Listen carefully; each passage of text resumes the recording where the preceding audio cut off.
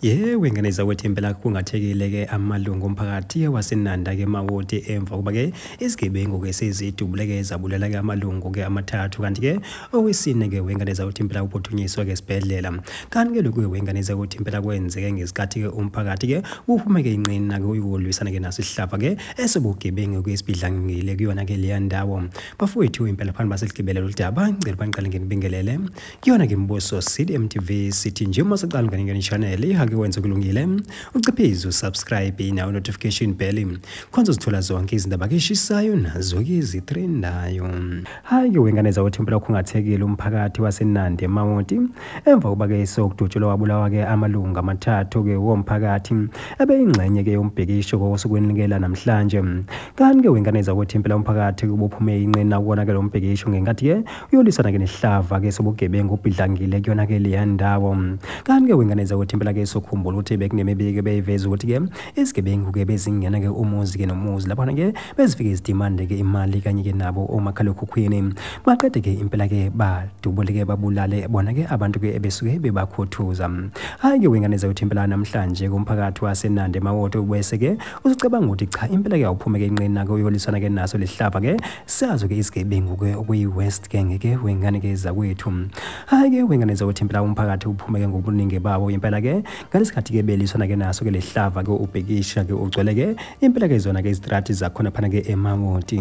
Hayi-ke wengane zawethu impela umphakathi ngalesikhathi-ke impela-ke bothuthelene liphana-ke egrawundini-ke usalinde phela-ke bezomthetho nezithethi-ke eziwaphana-ke emaphoyiseni-ke. Bafowethu-ke kwakhona-ke abantu-ke abathi cha impela-ke ake siqale-ke siyothi ukugawula-ke endlini nako kuphela-ke sesihlushwa iyona-ke indlala.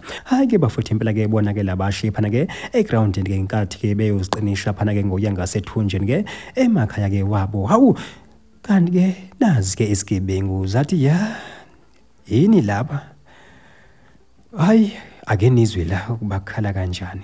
Hayi-ke wengane zathi impela-ke zona-ke isigebengu-ke zibe-ke sezidubula-ke zibhekiseke kubona-ke ebebebhekisha-ke kwadubuleke-ke abantu-ke abane kwazoshona-ke abalisa-ke abathathu omunye-ke owesifazane waphuthunyiswa-ke esibhedlela. Bafowethu impela phana basikhuluma kakhulu-ke ngicela bangenithulele-ke lo mphakathi elingaphansi we-CPF ebelikhuluma-ke nabezindaba-ke bakwa-SABC landisa-ke ngalo-ke lolu daba ngicela nizwele.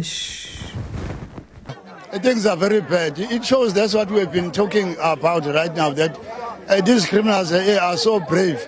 Can you imagine that they just shot dead two guys right now in front of the policemen, in front of the angry community, which tells us that the situation is very, very bad. I think we need the intervention of minister. There's nobody else who can solve this problem without the minister himself. Things are very, very bad. The situation is deteriorated to an extent that other people should just get shot after this incident because the community is very angry right now, you know. I know this incident is still quite fresh, but from your understanding, are the two people that are lying down here suspected members of a gang, or were they shot by suspected gang members? Yes, they're shot by the gangsters. They are the community members, those who are shot dead.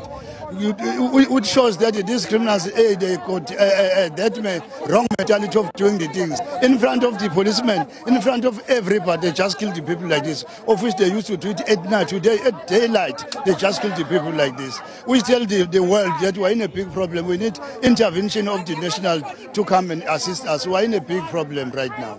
You've been singing this chorus for a very long time now, Mr. Peo, about the high crime rate, calling on authorities to intervene. Why has there been no intervention in your view? I really don't know, because we've been singing this for quite a long time that even the brigadier, the station commander, should just bring attention to the higher level to come and rescue us in this problem. Seemingly, they can't just want to do what we are saying to them. But I hope if they are saying things deteriorating like that, they might think otherwise. No, the situation is getting out of hand now. The people can even kill each other because of the anger. That is why I just request to be excused so that I can see how can I calm down the situation of the community, because they are very angry right now.